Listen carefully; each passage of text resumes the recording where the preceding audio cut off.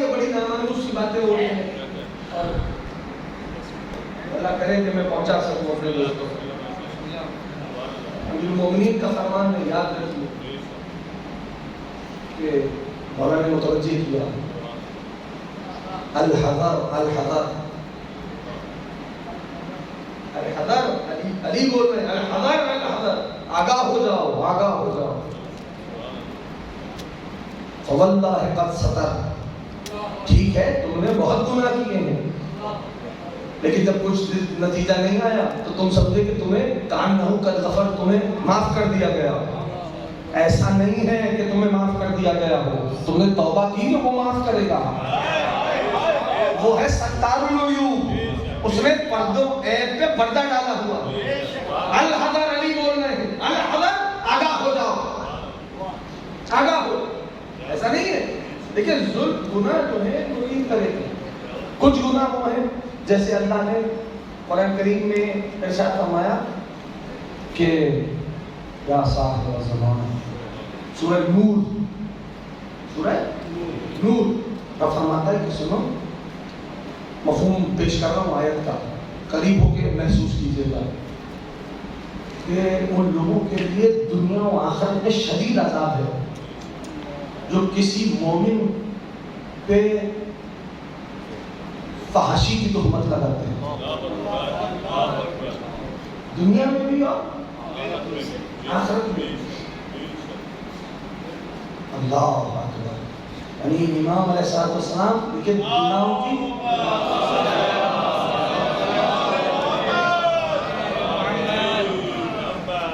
گناہوں کے کچھ گناہ ہوتے ہیں جو فار ایگزامپل آپ گناہ ہوا جس کا عذاب صرف محشر میں ہے، یعنی آخرت میں عذاب ہے، وہ کون سا گناہ؟ مثال کے طور پہ شرک، دنیا میں مشرک جی رہا، اللہ اس سے رزق تو نہیں چھین رہا، وہ تو روٹی کھا رہا ہے، گھر میں رہ رہا ہے، زمین پہ زندگی گزار رہا ہے، پانی پی رہا ہے، چل رہا ہے، سانس لے رہا ہے، توجہ کر رہے ہیں سارے، اس کا عذاب کب ہوگا؟ آخرت میں۔ ایک طرح کا گناہ۔ دوسرا جس کا عذاب دنیا میں ہو جاتا ہے، یعنی بیماری کی صورت میں،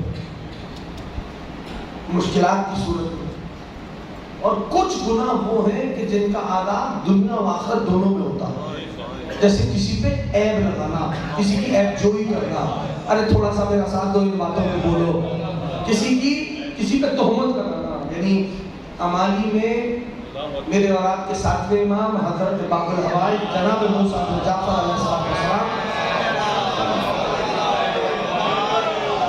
اب یہ میرے موضوع کے تقاضے ہیں جن کو میں پورا کر رہا ہوں، ایک دن اور پڑھ گیا، کہا کیا کہ مولا کا فرمان ایّر مؤمن بمعصیت لم یمت حتی یرتکب، کہ اگر کوئی کسی پہ، توجہ سے سن لینا، جوانوں کے خصوصوں سے کہنا، اگر کوئی کسی پہ تہمت لگائے وہ اس وقت تک اسے موت نہیں آتی جب تک خود اس تہمت میں مبتلا نہ ہو جائے۔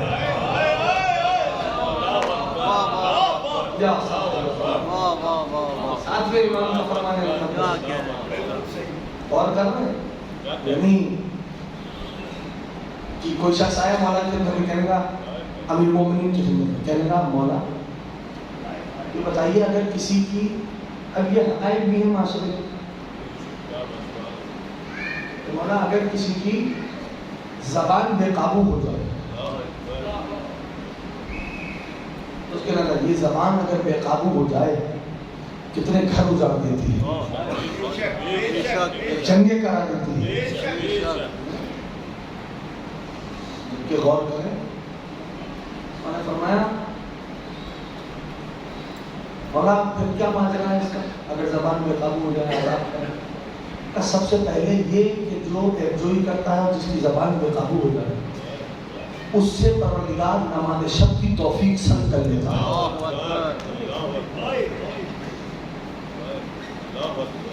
دوسرا یہ کہ اس کی نمازیں قضا ہو گئی، عبادات میں کمی ہو جائے.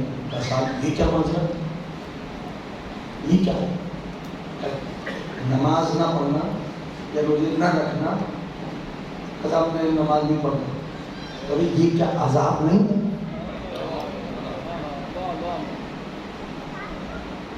اگر غور کریں تو میرے مولا کا فرمان ہے. عزیزوں، میں نے عرض کیا کہ سنہری ایام وہ امیر المومنین کا زمانہ تھا. میرے مولا پانی کا نکاس کا طریقہ کل میں نے بات یہاں پہ روکی تھی. میرے مولا بتاتے جس جگہ پہ کنویں میری مٹی ڈوبتی نہیں تھی، میرے مولا نے ان مقامات پہ کنویں بنائے. یعنی میں نے ایک امریکن کا ایک کال کوٹ کیا تھا نا، امیر المومنین اس سے کہا 25 سال علی خاموش نے کیا کیا؟ کب میں نے علی کو زمینوں کو آباد کرتا دیکھا. آباد کرتا تھا، اور جب زمین آباد ہو جاتی تھی تو میرے مولا دے دیتے تھے، اس میں رہو، اس میں آگے اپنے امور کو آگے بڑھاؤ. یعنی اگر احباب غور کریں تو یہی کوفہ ہے. مولا درکت القضا موجود ہے، جو گئے ہیں مسجد کوفہ جنہوں نے دیکھی ہے، جہاں مولا فیصلے کیا کرتے تھے. اور یہ روایات میں ہے کہ جب ہمارے زمانے کے صاحب ظہور کر فرمائیں گے تو وہ بھی وہیں پر قضاوت کا تخت لگائیں گے، وہیں پر مولا بھی اسی مقام پہ، زمانے کے صاحب بھی اسی مقام پہ فیصلے کریں گے. عزیزوں، تاریخ عراق کا یعنی سنہری ایام امیر المومنین کا زمانہ. اب جملہ ہے، آپ سن لیجیے گا، اللہ کرے میں پہنچا پاؤں. بدترین زمانہ عبید اللہ ابن زیاد کا زمانہ ہے.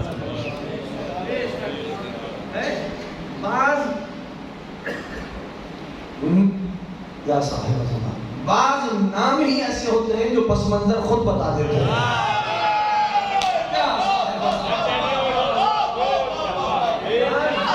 بعض نام ہی ایسے ہوتے ہیں جو پس منظر خود بتا دیتے ہیں. بدترین زمانہ ہے عبید اللہ ابن زیاد. جیسے ایک ہماری ہستی گزرے، بہت بڑا نام علامہ ہندی، بہت پتلے دبلے سے تھے علامہ، بہت پتلے علامہ. تو مناظرے کے لیے آئے، جس سے مناظرہ تھا وہ بڑا جسیم تھا، جسیم تگڑا تھا. علامہ ہلی جو تھے، علامہ ہلی جو تھے بہت کمزور پتلے دبلے سے. جب آئے تو وہ کہنے لگا، اس کا نام تھا ابن کثیر. تو مناظرہ تم، اس نے علامہ ہلی کو دیکھا، وہ جسیم تھا، توجہ ہے تو اس کو، وہ جسیم تھا، یعنی بہت تگڑا تھا. اس نے کہا تم مناظرہ کرو گے مجھ سے؟ تو ہاں. اس علامہ نے کہا ہاں، اس میں حرج کیا ہے؟ اب میں ترجمہ نہیں کروں گا، آپ سمجھ جائیے گا. کہا کیوں؟ علامہ ہلی نے جواب دیا، انا ابن الواحد وانت ابن الکثیر.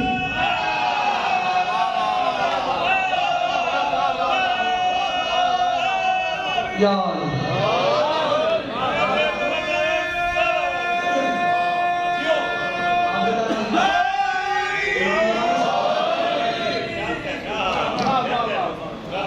تو بعض نام ہی ایسے ہوتے ہیں. آپ سب کی توفیقات خیر میں اضافہ فرمائیں.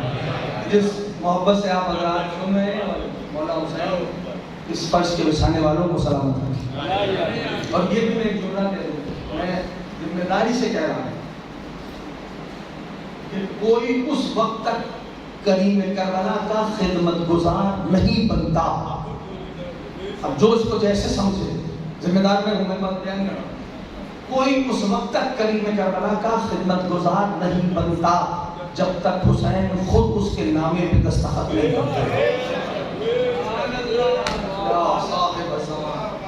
ارے اس کو سمجھو، جب تک میرے مولا سلطان کربلا خود کسی کے پروندے پہ دستخط نہ کر دے. اب کوئی کیسے کس انداز سے بھی فرش اللہ کی خدمت کر رہا ہو.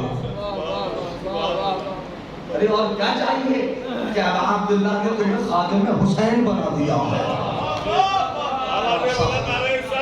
صلی علی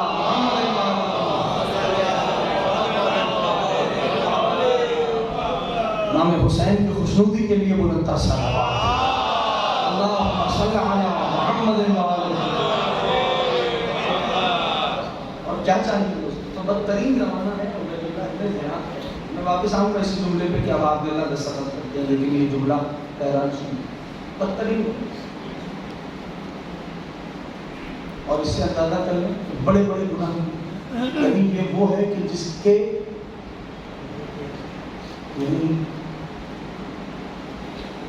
منبر کے لائق نہیں کہ بیان کیا جا سکے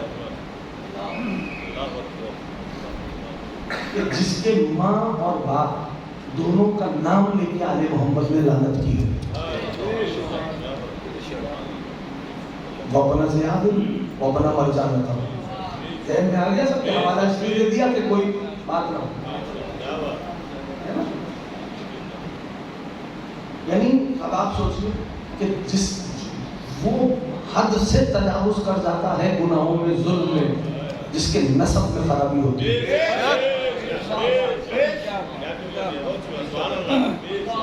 معصوم یعنی فرعون نے ہر کام کوشش کر لی کہ جناب موسیٰ کو قتل کرے لیکن اس پر قادر نہیں ہوا.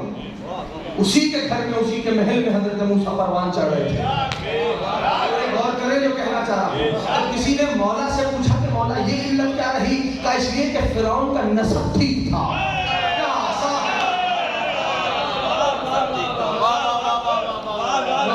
سارے جوان میرے جو دوست بہباد نشید فرمان تھا اس لیے کہ فرعون کا نسب اسی کے گھر میں پروان چڑھا اسی کے گھر میں اس کا نسب خراب ہوتا تو وہ حد سے ظلم میں تجاوز کرتا. اس سے بڑا ظلم کیا ہوگا کہ ابا عبداللہ کے مقابل پہ اس نے لشکر کو تیار کیا. تو امیر المؤمنین کا زمانہ سنہری زمانہ. ایون میں آپ کی خدمت میں عرض کروں کہ جناب نوح کی جو کشتی کا آپ نے واقعہ سنا, جناب نوح کی سفینے کا جو واقعہ سنا وہ بھی کہیں اور سے نہیں چلی ہے. ارے وہ بھی کوفہ ہی سے چلی ہے. کوفہ سے چلی تھی نجات کی کشتی. آپ کی مرضی ہے اب تو سوچیے میں نے کہا کیا. کوفہ سے چلی تھی نجات کی کشتی. یعنی وہ جو مسجد کوفہ ہے پہلی تقریر میں نے عرض کیا تھا وہ مسجد کوفہ گھر ہے جناب نوح کا. نوح کا گھر. اور ترکی میں جب کسی تحقیق کرنے والے کو کچھ سفینے کے کچھ لکڑی کے ٹکڑے ملے تو اس نے اندازہ کیا اور اس نے بتایا کہ بھئی یہ 180 میٹر تھا لینتھ سفینے کا. کوئی چھوٹا سفینہ 7 منزلہ تھا.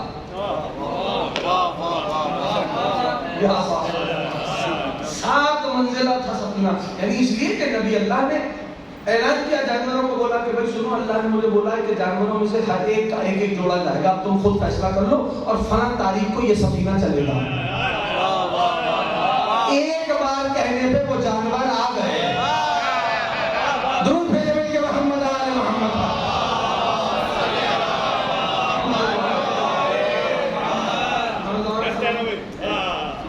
یعنی 7 منزلہ. وہ کہتا ہے ایک عجیب آرٹ تھا جناب نوح کا سفینہ میں. اور سفینہ یہ سفینہ حضرت نوح اتنا قیمتی ہو گیا کہ محبوب خدا نے اپنی آل کی مثال اس سفینے سے دی. محبوب خدا کا فرمان بھول گئے کہ مثل اہل بیت کا مثل سفینہ نوح. میرے اہل بیت کی مثال نوح کے سفینے کی مثال ہے. جو اس میں سوار ہوا اس کو نجات ملی, جس نے منہ کو موڑ لیا وہ غرق بھی ہوا پہاڑا. یعنی اتنا قیمتی ہو گیا سفینہ. اور ایک جملہ کہوں اور جناب نوح کی حیات ساری یعنی جب گھر وہاں ہے مسجد کوفہ میں یعنی جو مسجد کوفہ وہ گھر تھا جناب نوح کا. اور میں نے بتایا کہ ایک روایت ایسی بھی ملتی ہے کہ کوئی نبی اور کوئی امام ایسا نہیں کہ جس نے مسجد کوفہ میں اعمال نہ کی یعنی عبادات کو انجام نہ دیا. ہمارے نبی کا کب مسجد کوفہ آنا ہوا؟ جو گئے ہیں ان کو پتہ ہے جو مقام ہے سرکار کا. جب معراج پہ جا رہے تھے تو جناب جبریل سے کہا کہ اس مقام پہ اتار. تو اس سفر معراج کے دوران سرکار محبوب خدا مسجد کوفہ بہر. تو جناب نوح کی زندگی حیات 950 برس کی تبلیغ, 2500 سال کا سن, بہت تنگ کیا لوگوں, بہت ستایا لوگوں, بہت پریشان کیا یعنی امت نے. نتیجہ کیا ہوا؟ رب نے فرمایا نوح وَاصْنَعِ الْفُلْكَ بِأَعْيُنِنَا, نوح کشتی بنائیے ہماری آنکھوں کے سامنے بنائیں گے. قرآن کی آیت ہے، حدیث نہیں. کشتی بنائیے ہماری آنکھوں کے سامنے بنائیے. اب وہ سفینہ بن رہا ہے، اللہ نے اسے آیت قرار دیا ہے، جناب نوح کی یادگار ہے. ایک دوست اگر توجہ کرے گا تو میں کسی منزل تک لے کے چلتا ہوں. اللہ نہیں، جناب نوح کی یادگار ہے، بن رہا ہے سفینہ. سفینہ بھی ایسا ہے کہ جو اس میں آ گیا ہے، یعنی جو اس کے حصار میں آیا، بن رہا ہے حجت خدا کے ہاتھوں سے. جو اس کے حصار میں آ گیا وہ نجات مل گئی، جس نے اس سے منہ کو موڑ لیا وہ ہلاک ہوا. اگر یہی اصول، ایک جملے کے لیے میں یہاں تک آیا ہوں، اگر یہی اصول طے ہو گیا کہ بنے حجت خدا کے ہاتھوں سے بنایا جائے، اس کی نگاہوں کے سامنے، نتیجہ کیا ہوتا ہے؟ جو اس کے حصار میں آتا ہے اسے نجات مل جاتی ہے، وہ محفوظ ہو جاتا ہے. جو اس سے منہ کو موڑ لیتا ہے وہ ہلاک ہو جاتا ہے. اگر یہی قدرت کا اصول طے ہو گیا تو میں کیسے بھول جاؤں کہ شب عاشور حسین نے اپنے ہاتھوں سے علم سجا کے دیا تھا. اللہ نے اپنے ہاتھوں سے علم، بس آخری بات کر رہا ہوں، اپنے ہاتھوں سے علم سجا. حضرت نوح سفینے کو آمادہ کرتے جاتے تھے. آنے والے جو کافر تھے وہ پوچھتے تھے، جو جناب نوح پہ ایمان نہیں لاتے، نوح کیا کر رہے ہیں؟ جناب نوح فرماتے تھے سفینہ بنا رہا ہوں. تو کیوں بنا رہے ہیں؟ کب طوفان آئے گا، کب آئے گا کا انتظار کرو. نوح کیا کر رہے ہیں؟ کا سفینہ بنا رہا ہوں. کیوں بنا رہے ہیں؟ کا طوفان آئے گا. کب آئے گا؟ کا انتظار کرو. جب نبی اللہ فرماتے تھے کہ انتظار کرو تو جو کافر تھے نا وہ انتظار کا مذاق اڑاتے ہوئے چلے جاتے تھے. تو اب پتا چلا کہ نوح کے زمانے سے کافروں کی عادت ہے انتظار کا مذاق اڑانا.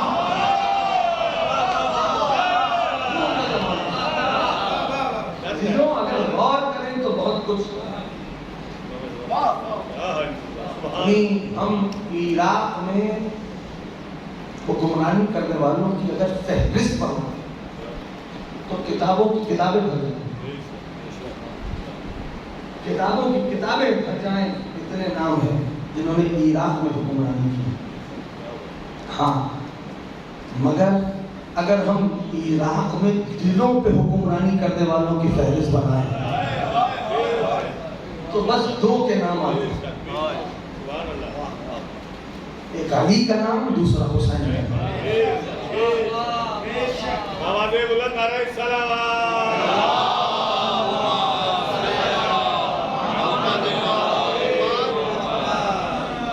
بس میرے عزیزوں، میرے دوستوں، میرے بزرگوں، یعنی آج جس ہستی سے اس فرش کو منسوب کیا گیا ہے،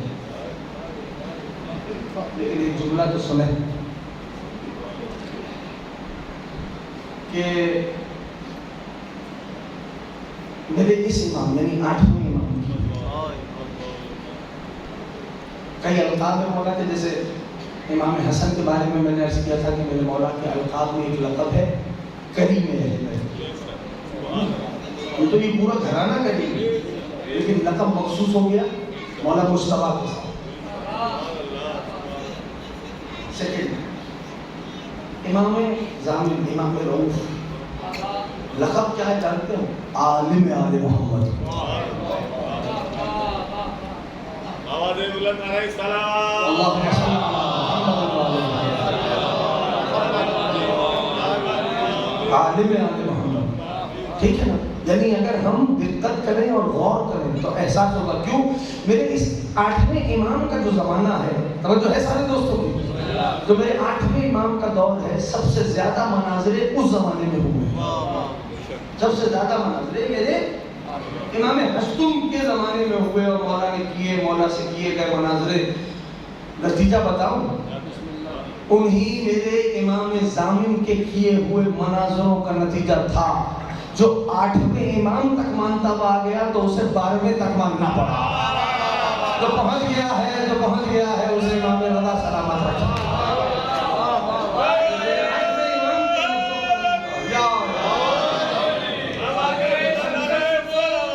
اللہم صل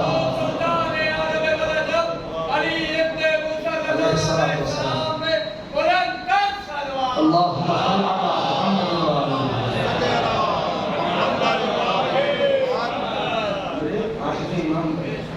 میری مولا کی، اچھا ایک سارے جوان بیٹھے ہو، ایک سوال کرتا ہوں، ام البنین کس کی والدہ کی کنیت ہے؟ حضرت احسن، تو آپ کے اماموں میں امام رضا کی والدہ کی کنیت بھی ام البنین ہے، امام زامن کی والدہ کی کنیت بھی ام البنین۔ ارے کیا قدر مشترک ہے، غازی کی والدہ کی کنیت ام البنین، امام رؤوف کی والدہ کی، اور بی بی کا مقام امام رؤوف کی والدہ جناب نجمہ خاتون، بچوں اور جوانوں کے لیے کہہ رہا ہوں، نام ذہن میں رہے، یعنی یہ وہ ہستی ہے کہ امام صادق کی زبان پہ جس کی مدحت آ جائے، امام صادق علیہ السلام کی زبان پہ جس بیوی کی مدحت آ جائے، کنیت ام البنین۔ ہاں غازی کی والدہ کی کنیت ام البنین، ہاں کیا قدر مشترک ہے، ایک کی حکمرانی پانی پہ،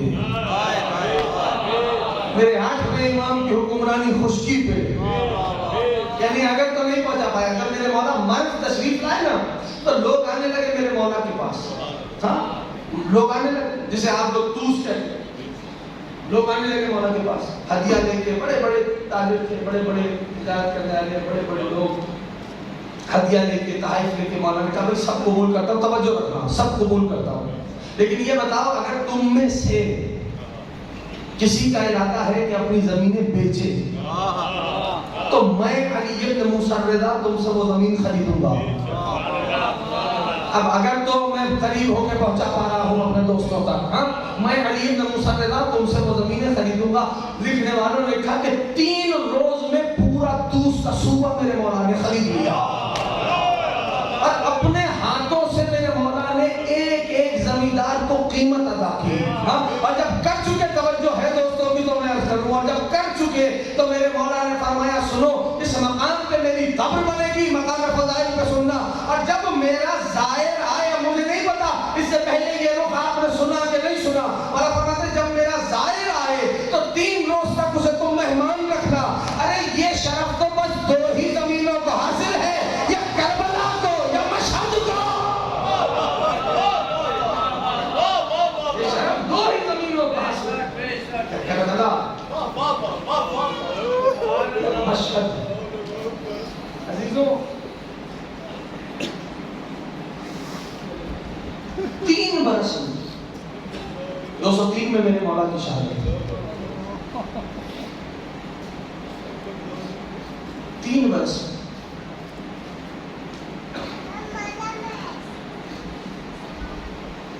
اتنا حسد بڑھ گیا،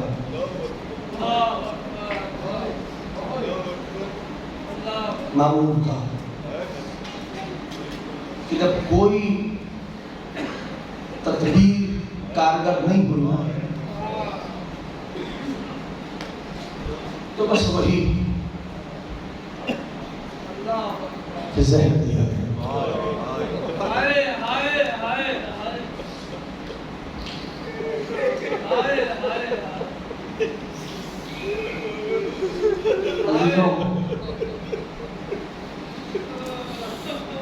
آل محمد کی تاریخ تاریخ صبر ہے،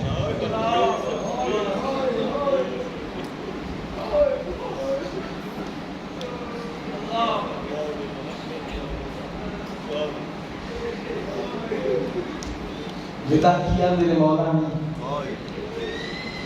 جب لے کے چلے نانا کے روزے پہ آئے بھر، جب مدینہ سے جا گئے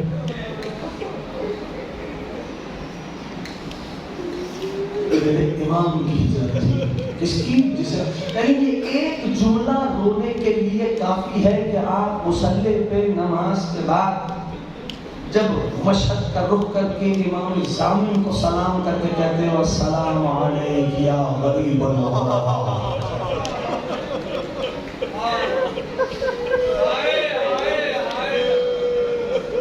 اجرکم اللہ، اجرکم اللہ۔ تاریخ میں یہ بیان ہے کہ میرے یہی امام 8ویں امام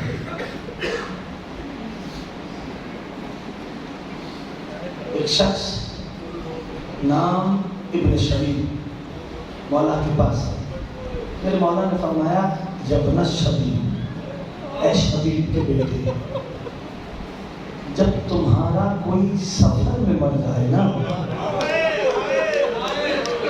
آئے کر کے رونے والوں، مادر سادات آپ سے راضی ہیں، تو اپنے اس مرنے والے پہ رونے سے پہلے میرے غریب جد حسین پہ رونے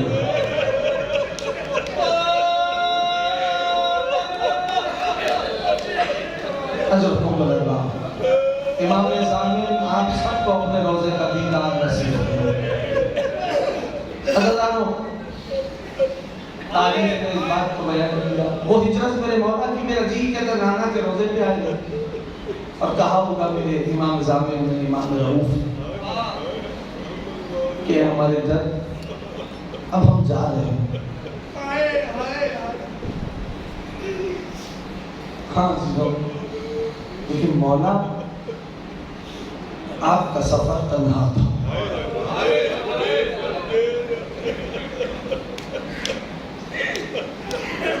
ایک ہجرت مجھے اور یاد آتی ہے،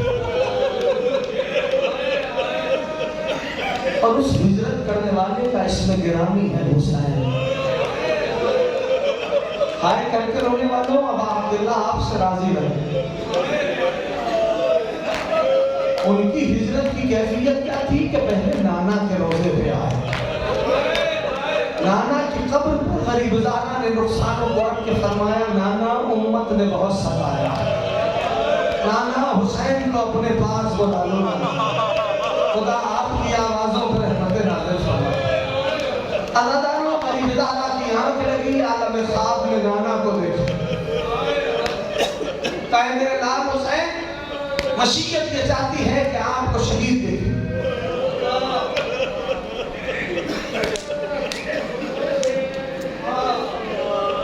اور آپ کے گھر والوں کو اسیر دیکھیں۔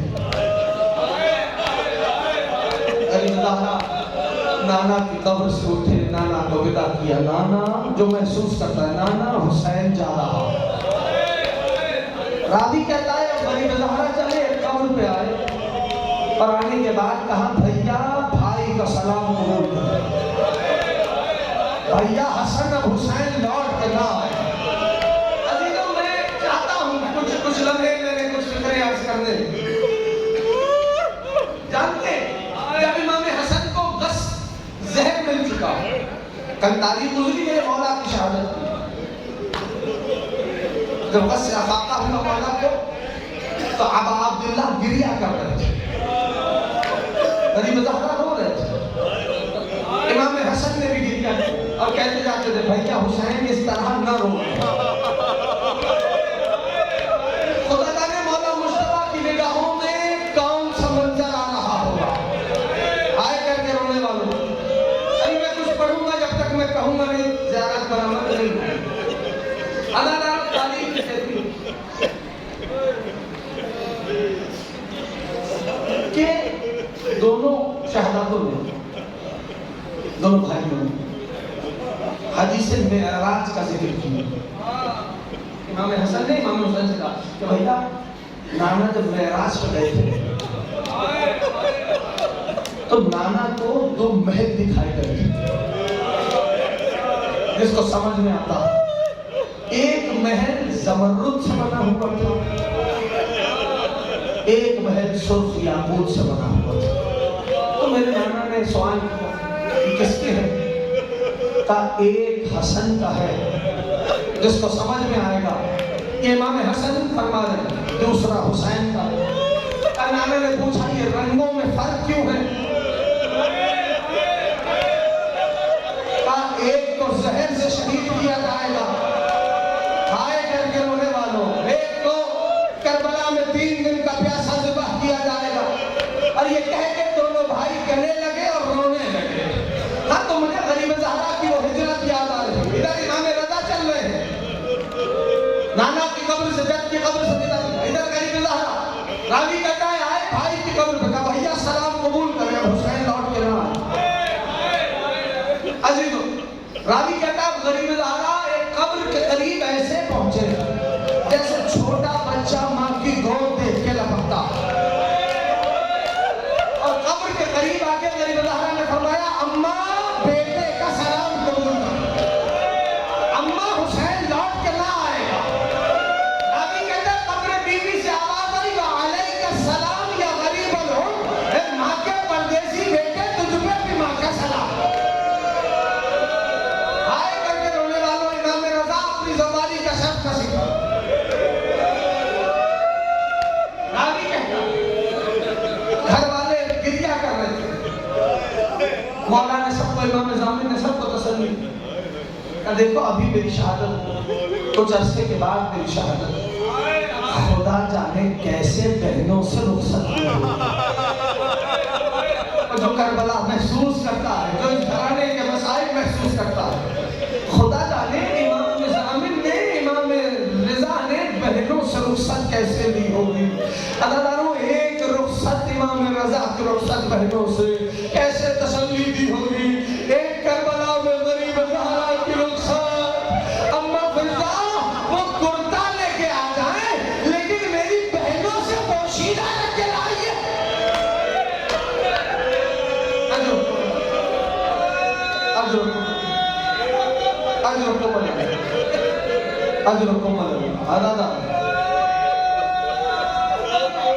وہ وقت آیا کہ میرے مولا نے ابا سالت کو بولا، بس چھوڑ دی تمام بات، ابا سالت کو بولا ایسے گریہ کر لینا تابوت اس انداز سے تمہارے درمیان آ جائے کہ مادر سادات آپ سے راضی ہو۔ یہ سارے دیکھیے نا گلشن زہرا کے پھول کہاں کہاں گئے،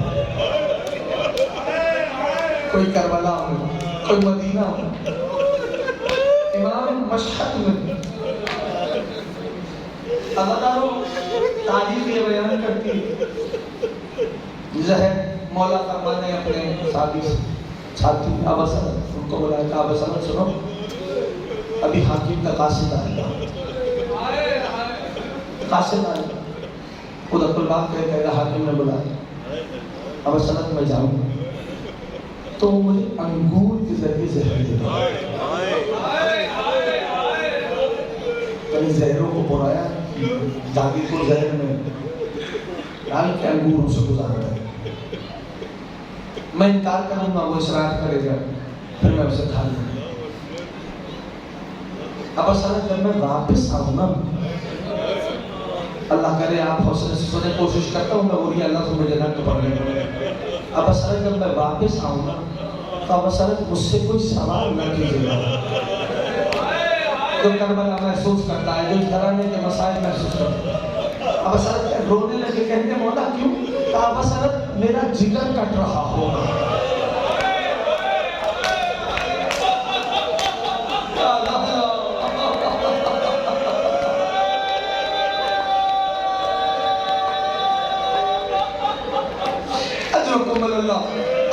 ابھی مولا یہ گفتگو فرما رہے تھے، مولا نے بتلایا کہ اب یہاں اس مقام پہ حاکم چاہے گا کہ وہ کدال مارے اپنے باپ کی قبر کو قبلہ بنا، وہ تھک جائے گا، قبر نہیں بنی، قبر نہیں بنی، اس مقام پہ بھی قبر ہے، یہ کدال مارے خود قبر برآمد ہو، پانی اوپر تک آئے گا، ایک مشین رمضانوں کی پانی چل رہا ہے۔ اب اصلا دیکھتے دیکھتے تمہیں خیمہ نصب نظر آئے گا، اب اصلا وہاں میرے جسم کو رکھ دینا اور خیمے سے باہر آنا جب تک خیمے کا پردہ خود نہ اٹھے، خیمے میں داخل نہ ہونا، جی آپ بس اللہ دانو رونے آئے ہو، غریب الغربا کا ماتم کرنے آئے ہو، امام رضا تم سے راضی رہے، امام کی بہن تمہیں دعائیں دے، جناب معصومہ قم تمہیں یقیناً دیکھ رہی ہوگی کہ میرے بھائی کا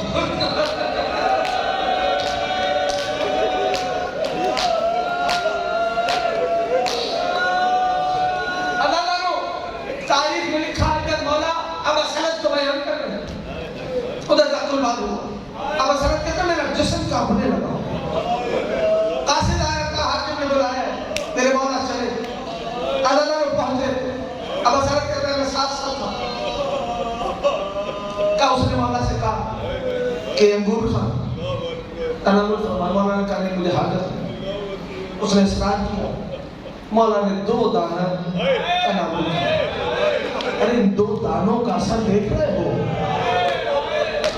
2 دانے تناول کیے اور اٹھ کے آنے لگے۔ عزاداروں لکھنے والوں نے لکھا اٹھ کے آنے لگے مولا، ہاں تو حاکم نے کہا کہاں جا رہے ہیں؟ میرے مولا نے فرمایا جہاں تو نے بھیجنے کا ارادہ کیا تھا وہاں جا رہا ہوں۔ ابا سلط کہتے ہیں میرا جسم کانپ رہا تھا، مولا گھر میں وارد ہوئے، عزاداروں وہ وقت آ گیا، یہ تو اتنا جانتے ہوں گے جسے زہر دیا جاتا ہے وہ تڑپتا ضرور ہے۔ عزاداروں تاریخ بیان کرتی ہے کہ سادات کے گھر میں برق و حرام بپا ہوا، علی ابن موسیٰ نجا دنیا سے رخصت ہو رہے، عزاداروں کو حرام بپا تھا۔ ابا سلط کہتے ہیں اچانک سے میں نے دیکھا کہ ایک کم سن جوان اس عالم میں کہ گیسو پریشان ہے۔ میں نے کہا آپ کون ہیں؟ ایک کہا ابا سلط میرے بابا کا جنازہ ہے۔ ارے مولا کو غسل دیا گیا، جنازہ آمادہ ہوا، میں ہاتھوں میں ڈالوں ہے میرے مولا تقی، ٹھیک ہے بابا مشہد میں شہید ہوئے، بھائی اجازے امامت مشہد پہنچتے گئے، بابا کا غسل کفن تو ہو گیا، لیکن کربلا میں جب کہ غریب کا عالم دیکھیے کہ غریب باپ کا جنازہ کربلا کی ریتی پہ تھا، سید سجاد ہاتھوں میں ہتھکڑیاں پیروں میں بیڑیاں۔ اجرکم اللہ، اجرکم اللہ۔ آخری جملہ سن، عزاداروں امام نظام نے ان کے مصائب کا ذکر ہے، تاریخ یہ بیان کرتی ہے کہ وہاں ایک بہن تھی جو بھائی کی زیارت کے شوق میں تڑپ رہی تھی، بیوی نے یہی آخری جملے ہوں گے، بیوی نے سفر کیا، ارے جب گم کے قریب پہنچی تو دیکھا سیاہ پرچم لیے، سیاہ لباس لیے لوگ کھڑے تھے۔ بیوی نے کہا یہ کون سا استقبال کا طریقہ ہے؟ کہنے لگے بیوی آپ کے بھائی کا پرسا دے لے آئے ہیں۔ ارے معصومہ سے برداشت نہ ہوا، ارے اس بہن کا کیا ہوگا؟